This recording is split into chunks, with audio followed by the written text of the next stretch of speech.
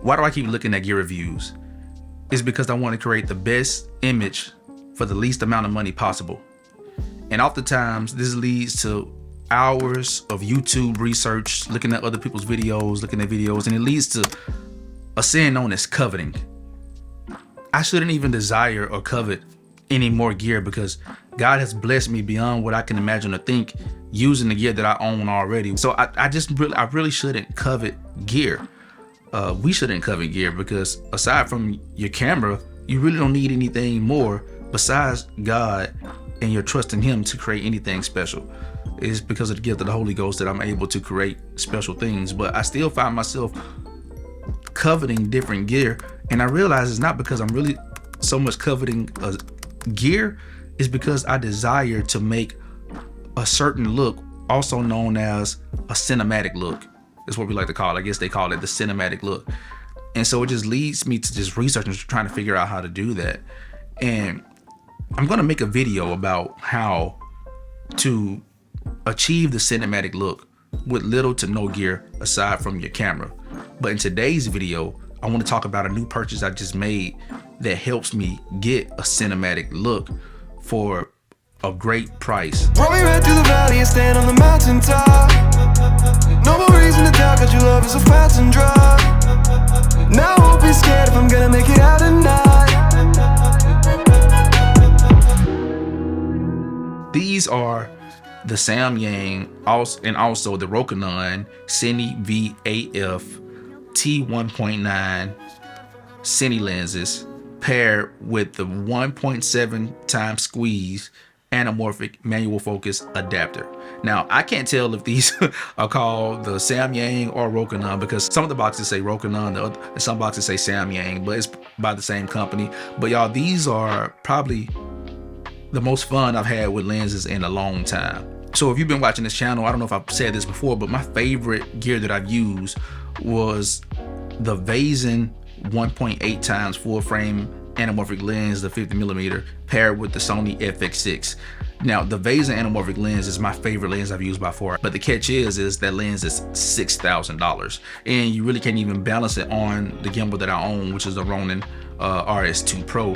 So I would have to upgrade to a Ronin RS4 Pro in order to get that to balance. So I came across these lenses that I'm using right now, and I bought two of them. Two of these lenses I got for a little over $2,000. I think it's around $2,030 to be exact. And these lenses are actually 2-in-1. So I have the 35mm T1.9 and the 45mm T1.9. I'm using the 45mm right now. These are actually a cinema lens that you can convert to an anamorphic lens by buying this adapter. Now, the adapter only works on the Rokinon or Samyang lenses, which I'm fine with as well because it is so easy to use. You take it off, you lock it in, that's all you got to do. Put it on, lock it in, press record, it's ready to go. And these lenses are light. I can actually balance this on the gimbal and get full frame anamorphic lens shots on the gimbal. Now, you're probably wondering why I went with these instead of getting something like the Blazer Arcado or the Blazer Remises. I really didn't think I was getting the correct bang for my buck with those lenses. With this, I can buy, the one Cine full frame lens with the anamorphic adapter for the same price that I could buy the 2 times Blazer Kato lens.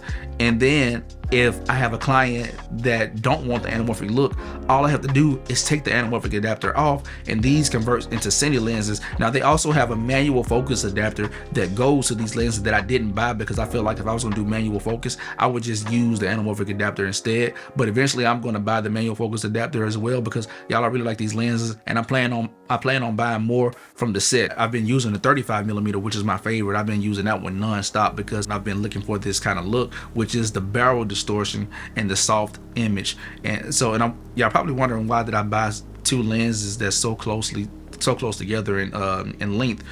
And it's because some people might not like the really wide look and the barrel distortion. So I decided to get the 45mm as well, which kind of tones the barrel distortion and everything down, but it still looks good and you still can tell it's an anamorphic lens. The only drawback with this lens is, well, it has a few drawbacks. One of them, it has amber flares, and I really like blue flares more than I like amber flares.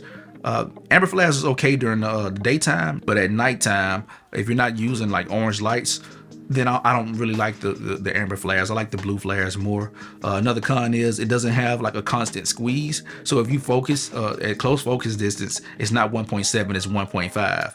And some people might not like that, but I haven't really had a problem with that. I can work around that. And another con is that essentially, although I have two anamorphic lenses, I only have one anamorphic adapter. So if I wanted to do a multi-camera setup, I would have to buy another anamorphic adapter, which would essentially drive the price up a little bit, but it still would cost less than one Vazen full frame anamorphic lens.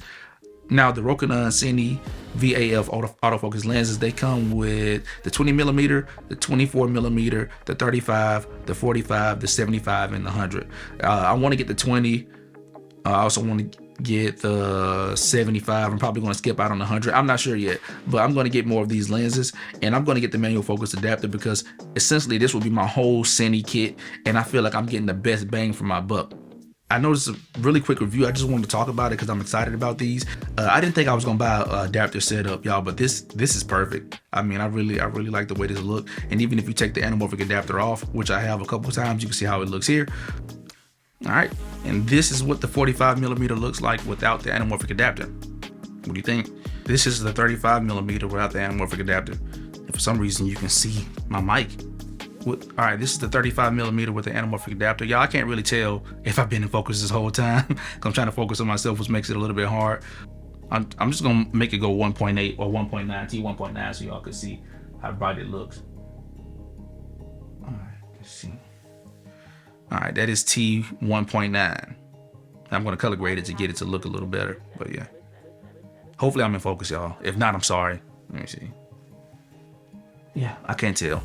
But another con is the anamorphic adapter doesn't have a filter thread on the front of it, so you have to buy a matte box, but it's still light enough. I believe when I put the matte box on the front of it, I'm still going to be able to fly it on the gimbal. The actual spherical lens itself have a filter thread of 58mm, and I thought you would be able to filter a variable ND on that and put the anamorphic adapter over top of it, but you can't, it won't fit. Oh, these only work on Sony cameras. These are Sony E-mount lenses, so these were made specifically for Sony, which works fine for me because the first camera I bought was a Sony a6000, and I've been using Sony ever since. If I want to upgrade to a higher end Sony camera, I'm going to go to a Sony FX6 or the Sony FX6 Mark II when it finally comes out, or the Sony FX3 Mark II when it finally comes out. I don't know. And if I need something even higher end than that, it's going to be a Sony Venice. And if I do decide, if there is another camera that come out that I really fall in love with, I really want, I'll just sell this one and get that one.